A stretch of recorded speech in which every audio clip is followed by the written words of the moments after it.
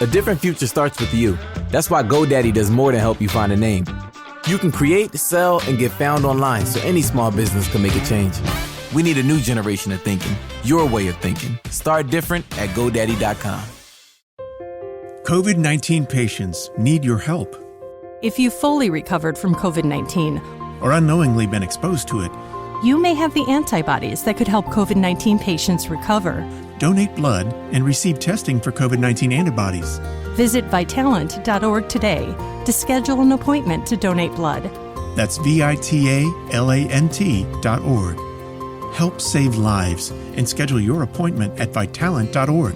You could help save lives. This is an ode to the glass noodle. You may be glass only in name, but our love for you is crystal clear in every Bibigo Korean dumpling. Your tantalizing texture tickles the taste buds, and while you are see-through, the world can't help but see you. The glass noodle, one of many obsessively crafted ingredients in every plump and juicy Korean dumpling from Bibigo. Go handcrafted. Go Bibigo. Authentic Korean dumplings now in the freezer aisle. This is Podco Media Networks. It's the Innovation Podcast with Mark Reed Edwards and Garnett Harriman. Let's start the show. Hi, it's Mark. Garnett and I have some great discussions we can't wait to share with you this week. And next we have John Finley, who is reviving the great 1970s and 80s brand Underalls. Soon, Carmela Ray, who founded the Egg Fund, focused on helping people finance fertility treatments, will join us to discuss that important topic. We're also talking with Boston University Innovation Fellow Moira Kelly, Michael Hoffman, founder and CEO at Gather Voices, and Jarrett C. Riddick, director of the U.S. Army's Vehicle Technology Directorate. Plus, we have some special things planned for the new year. Let's get to our discussion with John Finley. John is heading up a revival of the Underalls brand, that ubiquitous name we all knew in the 70s and 80s.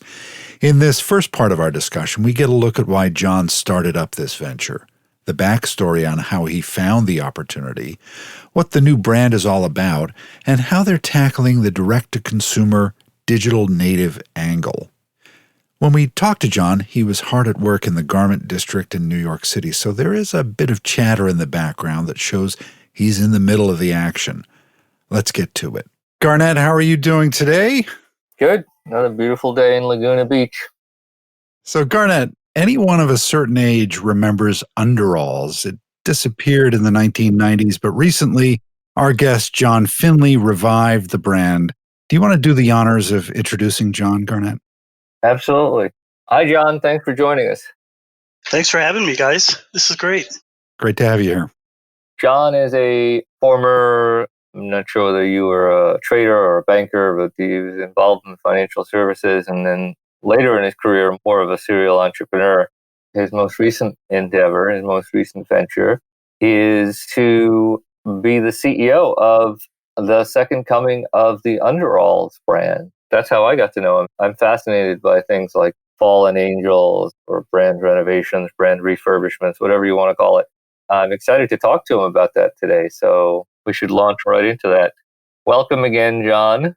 Thank you again. I'm excited to be here, talk about Underalls. Do you want to fill in some of the gaps between my high-level take on your career and the things that you did that led up to taking on the Underalls challenge? Yeah, let me give you a little background. So I was actually working in Beijing on investment banking for several years. A friend of a friend came through looking to sell Underalls to a Chinese manufacturer and wanted my help. And I was like, I remember that brand. My mother wore those. I'm like, I've always wanted to do this. I know that sounds crazy, but it's true. And I also had a friend in fashion, and I called her up and I said, hey, do you want to do this? And she said, yeah. That's how it came about, happenstance. Isn't that the way the best stories and the best businesses start? I think so. It's a great plot line, whether it's literary or whether it's business. Did you have any misgivings? I'm a real fan of the agony and the ecstasy of startups. Did you have any misgivings at the outset? No, why would I? I mean, this has been a challenge, no doubt. But the more I work on it, the more I'm convinced of what I'm doing. I really think that combining the brand with the DTC model is going to be really something special. I'm excited, even though it has been a challenge getting other people to share my vision. Well, I know you do somewhat, Garnett, and I appreciate that. But no, I really don't have misgivings. No, I didn't mean now. I mean, back then so much. Did you just get the entrepreneurial bug? I mean, what was the motive force? Well, I've been an entrepreneur. I was actually an entrepreneur. Was it nostalgia? Somewhat. And, it reminded me of my mother, who actually passed during this process. So this is sort of an ode to her. Sorry about that. Thanks. But before I went to college, I invented a board game, Corporate Pursuit. It was like Monopoly. Instead of buying real estate, you bought stock in big companies like American Airlines, Maytag, etc. So I've always loved brands. When I was a kid, I cut out magazine articles for my mother, Better Homes and Gardens, put on my wall. So this has just always been something I wanted to do. I remember reading years ago, I think in Forbes, about a couple of guys that brought back, I think it was a laundry detergent, maybe Gain or something.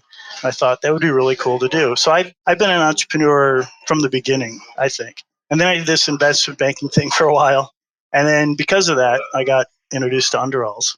What did you learn from your board game experience that is helping you or might have convinced you at the beginning of the Underall experience? I never saw your game, but I'm curious about your game. It's funny, when you tell the story to somebody, someone will almost always say, so-and-so is doing this. And then you go look it up and you find out it's something very different. And that happened with me when I was doing the game a lot. And it's also happened with Underalls. So I guess the idea is just always keep moving forward and don't let people detract from what you're doing. That's a big thing. A lot of times in the startup game, there's this expression, running on fumes. Yes. A lot of what you're running on is your own stubbornness, your own diligence or alacrity for the project, your own infectiousness and your ability to infect others with that. That's exactly right. And stubborn, I think a lot of people would call me stubborn because the typical way that I think a lot of these brands would be brought back, which makes a lot of sense, but really focus on the people that remember it, reach them and have a bit of nostalgia, etc. But what I'm doing is using it to also reach younger audiences and just using that nostalgia to reach a much broader audience. It's a longer term play and it's a higher risk play, but I think there's a lot more upside to it. And I think it's a lot more interesting. Let's go back to the beginning. And someone in your network brought this deal to you. What kind of due diligence did you do on the person who brought the opportunity, or was it the actual Underalls trademark owner who brought it to you? I'm not sure how it came about. Yeah, it was a friend of the trademark owner. That gentleman is sort of a brand revivalist specialist, if you will. He's brought back a whole bunch of brands, including Brim and Iowa. And wait a minute. Working on Spuds McKenzie right now. Brim? Yeah. Brim, the coffee? Get out of here. Really? Yeah. I'm not sure exactly what he did with that, but that was one of his projects, yeah. Fill it to the rim with Brim. That's right. Oh, that's my right. God. They had tried to launch Underalls before, I think, with a Canadian company about 10 years ago or more. I guess that didn't work out. But what we're doing is something completely different. Again, they were trying to get it into stores. They were using the old school model of, department stores, et cetera. But the world is changing, right? Yeah. I mean, all these awesome digital brands like Allbirds and Rothy's and Bonobos and stuff, those are all great brands. But why not take something with a little bit of depth and nostalgia and some history and combine it with this business model? That's what I'm doing. I'm sort of taking the best of both worlds. Mark, your wish is my command. Fill it to the rim with Brim. Brim is back in business as of March 2018 with a line of consumer coffee products, consumer coffee makers. I think they make coffee makers, right? Coffee makers, artisanal coffee makers. That's what's up with Brim right there. Holy smoke. Well, what's next? Like, U-Band? So, he's got a ton of brands, yeah. Underalls is one of his brands. We sort of partnered with him. He's an equity holder in the company. Like I said, I'm doing something a little bit differently than people would typically do with old brands. I'm still fascinated by the backstory, so I'm going to stay with the backstory a little bit. Wherever you want to go. How old is this gentleman who was the trademark holder for Underalls? 60s, 70s? He's roughly our age. Holy smoke. Yeah, so late 30s, are you talking? Yes. Well, you just speak for yourself, Mark Reed. Each one of these podcasts takes about a decade off of my life. At this age, I'll be like 200 by the time we get through our first year of podcasts. Maybe it's not that bad. Okay, that's interesting. He must have had a very interesting career. We should talk to that guy at some point, too. Yeah, I'd be happy to introduce you. He's a great guy. Let's start from the beginning and go through it, from top to bottom. What is the new Underalls brand story and key story elements? We've updated it, right? I mean, it started out with providing great clothing and hosiery for women going back to the workforce in the 70s and 80s. We've updated that to be leggings, which we think is much more, for today's market. And the original product was pantyhose with built-in panties, and we've changed that or updated that to leggings with built-in underwear. Now, of course, also what we're focused on is sustainability and women's empowerment. And I think there's a lot of messages that we can combine, again, the old and the new. Interesting. Let's talk about the value proposition. What's the value prop? So, I'll come clean to the listening audience. I am, straight male, and I don't wear leggings, and I don't wear women's underwear. What is the value proposition for the combination of leggings and underwear? So a lot of women like to go commando, meaning not wearing any underwear. And then a lot of women would prefer to do that, but they think it's disgusting. So what we've done is build in underwear that's organic cotton, antibacterial, and anti-odor, so that you can do both. You're basically wearing underwear without wearing underwear. And we have two different models. One is underwear optional, so if you still want to wear underwear with it, you can, or some days you can, some days you don't have to, whatever you want to do. And then something we created that's new, and both of these, by the way, are patent pending. We have a version called the Newbie, and that's got sort of a bikini front built in. And that is really meant to be worn without underwear, as that is the underwear. And the reception's been great. And our price point is, $68, $78, $88. So we're below Lululemon and people like that, but our quality is just about on par with them. So we're making an accessible product. Yeah. You jumped ahead a little bit into the competitive matrix. So how do these other brands deal with the underwear, no underwear conundrum, with the Underalls Commando conundrum? Nobody has what we have as far as the built-in bikini piece. Now, there are other competitors that have something built in that's basically underwear, but it's absorbent. It's for 1 week a month. Ours is truly just underwear meant for any day.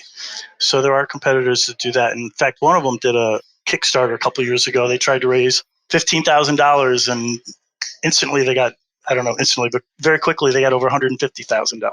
Their basic premise was, leggings without VPL, without visible panty lines. So there is clearly a market for it. And I think with us, like I said, we have patents pending on our designs for the built-in underwear. But, Lululemon, when they're ready, they're going to copy us. But we are the originals, right? We were around since 1976. Mm-hmm. We created this market. So that's another beauty of the brand, because it has that history. It has that authenticity. Now you're reminding me of something, and I'll throw it back. We're not necessarily going in a very sequential process, and we don't need to. But depending on when in the 70s Underalls first came to prominence, if it was roughly the mid-70s or something. 76. We should go back and look at this. But I'm curious when ERA was a thing, when equal rights for women and all this kind of stuff. The 70s in general, without knowing the hard dates on key litigation and key legislation, the 70s in general were a time when basically women were insisting on equal rights in many settings, including the work setting. Just trying to extrapolate a little bit, not knowing this firsthand, since I don't wear leggings or women's underwear. It seems like it would be for women who were maybe single or maybe single parents or deeply engaged in the workforce. It seems like it would be an expedient. It seems like it would be something that would make their lives easier and therefore would have that sort of utilitarian appeal. Yes, and that's exactly right. We were there when women were going back to work with something that was very convenient and comfortable. That's a big thing. So I'm curious, I know a little bit about your marketing. I don't know everything about what you're doing right now, but it feels like there is a rich vein of, I think women call smart men like yourself and like Mark Reed Edwards, and definitely not me. I think they call folks like you allies. Feminists call you like allies. So technically the Underalls brand is a pretty big ally of the feminist movement. I'm curious if you guys are leveraging that as much as you should be. We're in early days, but women's empowerment is definitely one of our core values, clearly. And to be honest, I'm a middle-aged man, and for better or for worse. And my colleagues, though, are awesome women. And I'm going to let them, lead the charge on that. But that's definitely a real pillar of the brand. Definitely. But yeah, and it's a real opportunity. What's crazy and sort of sad, right, is that women are still having a lot of the same issues that they had in the 70s. So I think it's important for us to be vocal. No, absolutely. The rate of change is definitely moving in the right direction. But it's astonishing that women are aggressively agitating for the same things that they really wanted and needed in the 70s. Shame on us. Yep, exactly. So hopefully we can do something about it as part of this, bringing back the brand. I get the inside of the product, and that's what's driving a lot of the broad value proposition. What is the outside of the product like as far as the design and the pattern? Is there a story there, or is there anything exciting that you want to share with us about what's going on with the external design? We went pretty bold, and I think our designs are pretty cool, and a couple of them are really, really loved by consumers. Moving forward in our next collection, we're going to do a little bit more nod to both the 70s and 80s. Oh, vintage, like vintage modern. A little bit. I mean, again, I'm going to let our creative director handle that, but that's something that we've been talking about. I think it would make sense. But just to be clear, we do not want to be the retro brand. There are some retro brands out there, which ironically are brand new, but they're completely focused on the 70s. All their look is the 70s. And that's cool. That's not what we're doing. And we don't want to be the built-in underwear brand either. That's just something that goes back to our roots, and I think it's a good launching point. But we do want to be innovative, and we do want to have, style. And we have authenticity because no matter what happens, we started in 1976. So all these great new brands, they can do a retro day and, throwback Thursday or whatever it is. But we've been around since 76. And that's something that we're capitalizing on. So I'm on the website right now. Which one is the most popular? Kelly and Lennon? That's popular. Uprising. Uprising. Let's have a look at that. I'm curious what that looks like. I'm going to describe it for our listening audience. Oh, okay, I got it.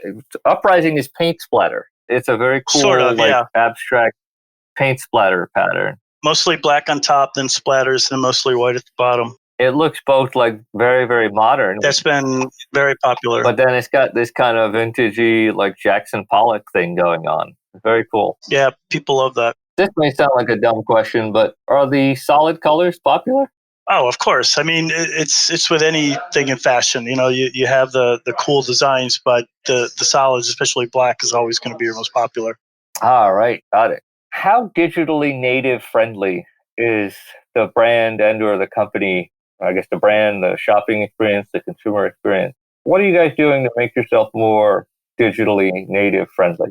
The entire launch is, our website and Instagram and Facebook. So that's what we're doing.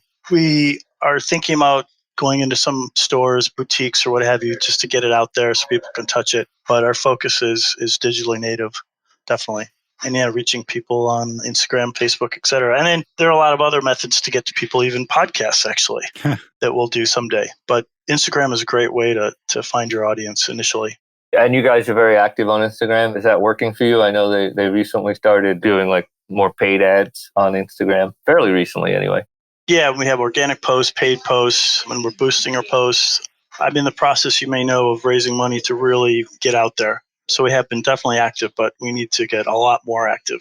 A lot of people need to hear about us. We have a ways to go on that. There's a lot out there. But again, we differentiate ourselves from all the other players. What are you guys doing on the influencer front or on the brand ambassador front? That's a pretty big piece of like appealing to digitally native folks. Yeah, we've done a bunch of that, but we need to do a lot more. That's also going to take capital because you need people to be really engaged with the influencers, the ambassadors, working with them almost daily. Definitely, we have done some of that, but we need to do a lot more of that. That's a very key element. What sort of things are you doing? In what sense? I mean, we've reached out to people that we think would be a good fit. Other people have reached out to us that thought would be a good fit. And generally, we provide product and they work out and they tag us. And are they bloggers? Are they vloggers? What are they? They're mainly just influencers on Instagram. And you can go, there's a section on Instagram. You can see where we're tagged. And we've got people who, they work out with us and then they tag us. And a lot of people work out with us and they don't tag us. So that's the kind of thing we need to stay on them and say, hey, you're wearing our product. Please tag us so people know. That's the type of thing that, we need to do a better job at. What's the hardest part about reaching out to digital natives and millennials and the rest of them? It's just a matter of capital, really. We have something really unique, right? We have the classic retro brand. We have the product that goes back to, our roots. And we have two versions of that product. And I'm really excited about our position and what we have relative to what's out there now. But getting that messaging down for people that are just flying through Instagram really quickly, getting the right words and the right imaging. And we've had some good experience, but we have to do a lot more testing to really see what clicks with what group. That's what we're going to do with this next round of funds.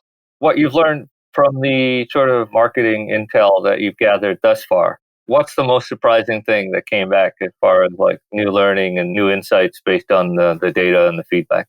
Probably the discussion around going commando. It's pretty controversial. People either think it's actually, it's really disgusting, or they just think it's obvious and they don't even need underwear. But to have that discussion, have that argument, and be a part of that, and we want to lead that, we're going to have a real opportunity. And again, between the two different products, we actually have something for everybody.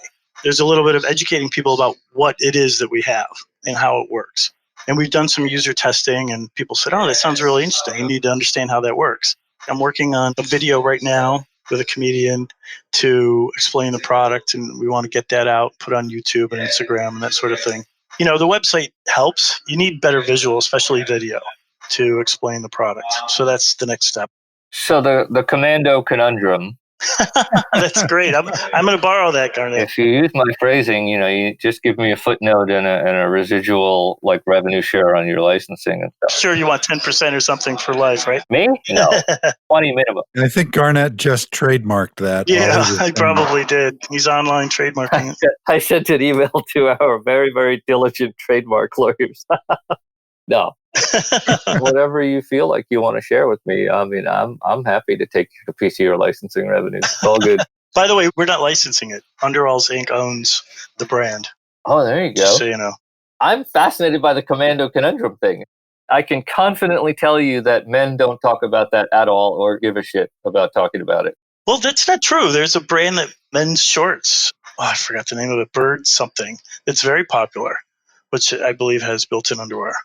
And they've done a really nice job. I got to look at them a little bit more. Hang on. I'm not suggesting that there isn't room in the product marketplace. I'm suggesting that men don't talk about it. You were saying something very different, and it was kind of insightful to me, actually. I didn't know this, that it's like a controversial topic of discussion.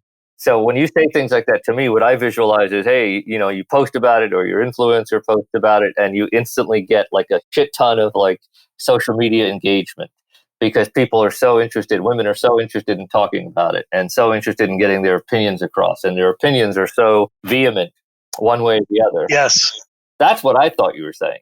Yeah, no, that's true. And that, I think, will present a real opportunity. But you remember, what we're talking about here is underwear. So that can quickly go, that's a slippery slope, right? We have gotten a lot of posts on Facebook that are, not really appropriate. We have to clean that out. Some people are worth responding to, some are not. As long as they're not posting illustrative images or video. Right, yeah. Well, they can be pretty descriptive as well. That is a challenge. That is a challenge of what we're doing, clearly. I hope none of the censors are listening.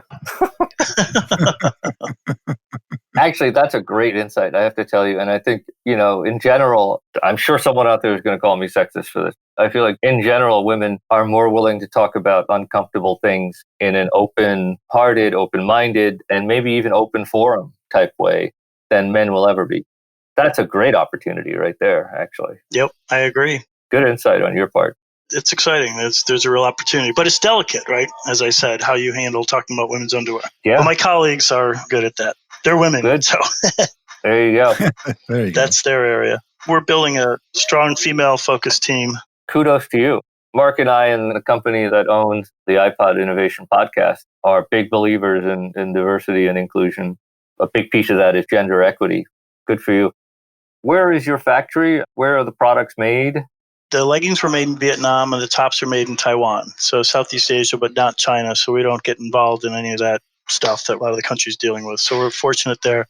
We are exploring other places around the world and also the U.S. We'd love to manufacture in the U.S. There you go. We're a U.S. brand. And some of our competitors do, but for the most part, it is very expensive. But we are exploring that as something we'd really like to do. If we could be completely sustainable and made in America, I think that would be really cool. All right, next time we're back with John and we get more into sustainability and the response they've gotten from consumers. See you then.